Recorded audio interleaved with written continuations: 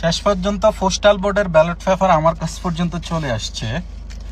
তো বিষয়টা হচ্ছে, খুলতেছি, দেখেন সবারটা যেমন আসে আমারটাও তেমনই আসছে। তবে একটা জিনিস হচ্ছে যে এটা খামার কি, এটাতে রিটার্ন পাঠাইতে হবে।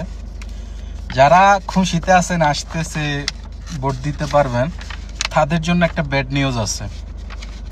উপর একটা দিছি, ছবি দিছি, দেখেন এটা সৌদি পোস্ট অফিসে আসে, মানে সৌদি আরবে, ঠিক আছে, হানা বটে, ঠিক আছে, এটা হচ্ছে হানা বটের পেপার। আর এটা হচ্ছে যে মেন, ঠিক আছে। এই যে মনে করেন যে এখানে মার্কা আছে, দাড়ি পাল্লা, ধানের শীষ, তারপর হচ্ছে অপর ফিটে হাত পাকা, ঠিক আছে, মোটামুটি সবকিছু ঠিক আছে।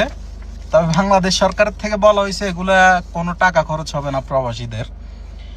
এখানে আমি যাওয়ার পরে আমার থেকে 25 রিয়াল 25 পয়সা নিয়ে গেছে সৌদি আরবের, যেটা বাংলাদেশের 850 থেকে 900 টাকার মতো। এখন আমার কথা হচ্ছে, সরকারে কেন এগুলা করতে হবে কেন?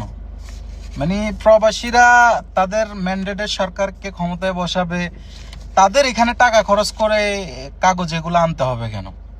ঠিক আছে, এটা আসলে কতটুকু যুক্তিসঙ্গত আমার মনে হয় না। ঠিক আছে, আর যদি কারো টাকা থাকে তারা যায় আনতে পারে না, আমার সমস্যা নাই, আমি নিয়ে আসছি। এখন ভোট কারে দিব এটাই চিন্তা আছে, ঠিক আছে, একদিন দুদিন ভাবি। কি অবস্থা প্রবাসী ভাইরা, ভোট দিবেন অনেক খুশি না? দেখে নেন আগে বাংলা কত টাকা গুনতে হবে, দেখে নেন, এরপরে ভোট দিতে যাবেন, ঠিক আছে?